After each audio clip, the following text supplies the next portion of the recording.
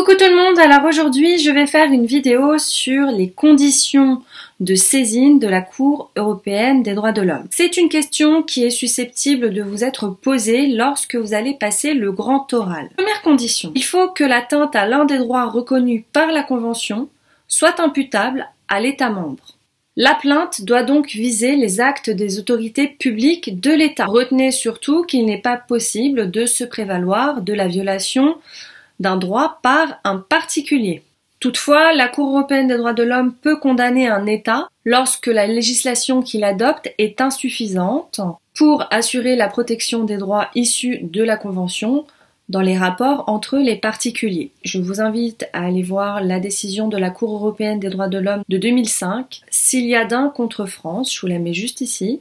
Autre condition, il faut que soit en cause un droit reconnu par la Convention européenne des droits de l'homme. Troisième condition, il s'agit du critère rationné personae. Il n'y a pas de condition de nationalité, de résidence, d'état civil ou de capacité de l'individu. Le plus important, c'est de tenir compte de la violation d'un droit imputable à un État partie à la Convention.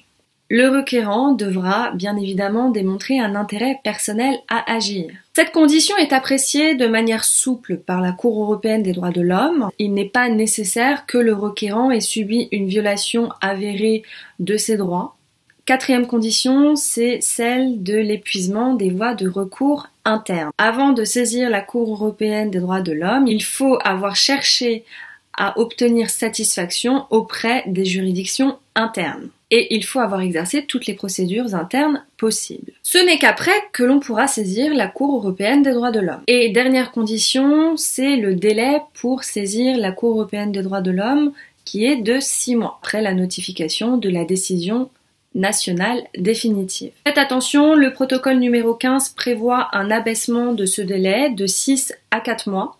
Toutefois, ce protocole n'est toujours pas entré en vigueur puisqu'il n'a pas encore été ratifié par 2 pays, la Bosnie-Herzégovine et l'Italie. Donc je vous invite au mois d'octobre, avant de passer le grand oral, d'aller vérifier sur le site de la Cour européenne des droits de l'homme si ces 2 pays l'ont bien ratifié, et dans ce cas-là, ce protocole sera entré en vigueur. Donc voilà, vous aurez votre fiche sur les conditions de saisine de la Cour européenne des droits de l'homme.